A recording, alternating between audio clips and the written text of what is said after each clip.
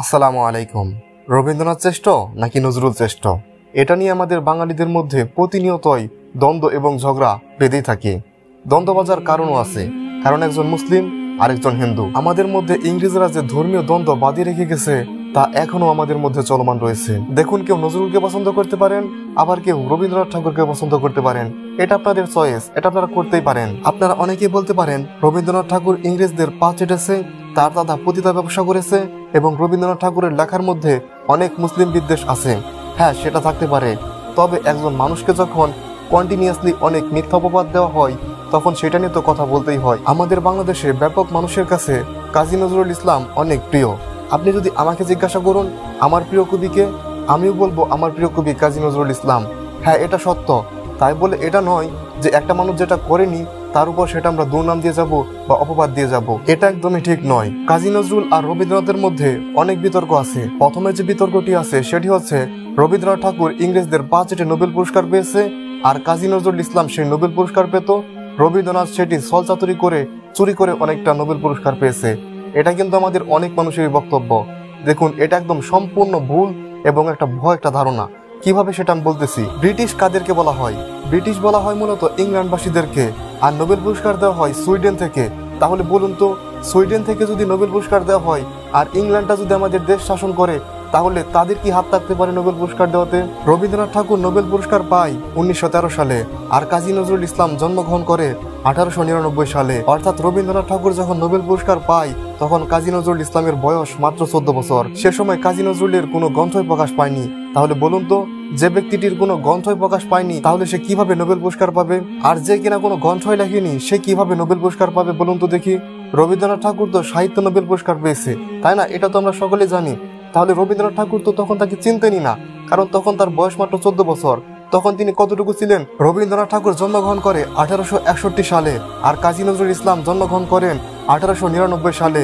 তাদের বয়সের মধ্যে প্রায় 40 বছরের তফাৎ রয়েছে, 2-1 বছর নয়, প্রায় 40 বছর। তাহলে বলুন তো তাদের মধ্যে কিসের সম্পর্ক থাকতে পারে? তাদের মধ্যে গুরু শিষ্যের সম্পর্ক থাকার কথা, কিন্তু তাদের মধ্যে তো দ্বন্দ্ব থাকার কোনো কথা নয়। আরো একটা যে বিতর্ক আছে সেটি হচ্ছে নজরুলের মানসিক সমস্যার জন্য রবীন্দ্রনাথ ঠাকুর দায়ী ছিল।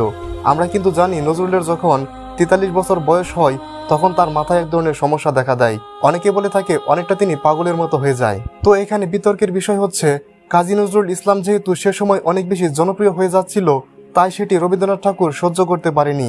আর সহ্য করতে পারেনি বলে তাকে ভুলভাল ওষুধ খাইয়ে তাকে মানসিক সমস্যা বানিয়ে দেয় আর তার লেখা চুরি করে।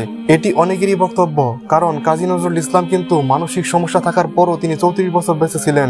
তিনি যদি সেই 34 বছর সুস্থভাবে বেঁচে থাকতেন তাহলে হয়তো আমরা তার কাছ থেকে আরো সুন্দর সুন্দর লেখা পেতাম এবং গ্রন্থ পেতাম, কিন্তু আমরা তা পাইনি। এর কারণে অনেকে রবীন্দ্রনাথ ঠাকুরকে দায়ী করে থাকে। আসলে কি সত্যি রবীন্দ্রনাথ ঠাকুর দায়ী? কাজী নজরুল ইসলামের মাথায় সমস্যা হয় 1942 সালে, অথচ মজার বিষয় হচ্ছে 1941 সালেই রবীন্দ্রনাথ ঠাকুর মৃত্যুবরণ করেন। তাহলে বলুন নজরুলের মাথায় সমস্যার জন্য রবীন্দ্রনাথ কিভাবে দায়ী হয়? কারণ তার মাথায় সমস্যা হওয়ার 1 বছর আগেই রবীন্দ্রনাথ ঠাকুর মারা গেছে, অথচ রবীন্দ্রনাথ ঠাকুরকে দায়ী করা হয় নজরুলের মানসিক সমস্যার জন্য। রবীন্দ্রনাথ ঠাকুরই দায়ী, আর তিনি তার লেখা চুরি করেছে তাকে এরকম মানসিক সমস্যা বানিয়ে। এটা ঠিক কি ধরনের যুক্তি ভাই বলুন তো দেখি? আমরা মূলত ঝগড়া করি কারণ একজন ছিলেন মুসলমান আরেকজন ছিলেন হিন্দু, এ কারণে আমরা বেশিরভাগ কিন্তু ঝগড়া করে থাকি। আর কোনো কারণ নাই সেই লেখা চুরি বা নোবেল পুরস্কার একজন পেত, এসব কিন্তু কোনো কারণ নাই। আসলে মেন কারণ কিন্তু এখানেই, আমাদের মধ্যে বিভাজনটা ঠিক কিন্তু এই ধর্মের কারণেই। দেখুন, বিতর্ক করলে কিন্তু দুই দিক থেকে করা যায়। আমরা কিন্তু কাজী নজরুল ইসলামকে ভালো বলে জানি, কিন্তু তার জীবনে কিন্তু কিছু খারাপ দিক আছে। আমরা কি জানি? তিনি যেমন মসজিদের মুয়াজ্জিন ছিলেন, তিনি যেমন গজল লিখেছেন, একইভাবে তিনি কিন্তু হিন্দুদের অনেকগুলো শ্যামসঙ্গীতও লিখেছেন। তাও আবার একটা দুটো নয়, অসংখ্য, প্রায় 80টির অধিক তিনি শ্যামসঙ্গীত লিখেছেন। শ্যামসঙ্গীত কি? সেখানে দেবদেবীর বন্দনা করা হয়েছে, আর এগুলো করেছে কে?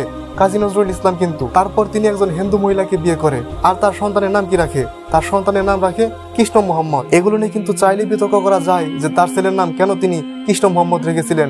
এগুলো নিয়ে কিন্তু অনেক ধরনের বিতর্ক করা যায়। দেখুন, কাজী নজরুল ইসলামের বিভিন্ন ধরনের কবিতা এবং গ্রন্থের মধ্যে কিছু কিছু লাইন আছে যেগুলো কিন্তু ইসলামের সাথে সাংঘর্ষিক, সেগুলো কিন্তু আপনারা পড়লেই বুঝতে পারবেন। এছাড়াও আপনি যদি কাজী নজরুল ইসলামের বিভিন্ন ধরনের শ্যামসঙ্গীত পড়েন তাহলে সেখানে দেখতে পাবেন সেখানে কিভাবে দেবদেবীদের বন্দনা করা হয়েছে, সেগুলো নিয়েও কিন্তু বিতর্ক করা যায়। দেখুন, বিতর্ক দুইজনেরই আছে, রবীন্দ্রনাথ ঠাকুরেরও আছে, কাজী নজরুল ইসলামেরও আছে।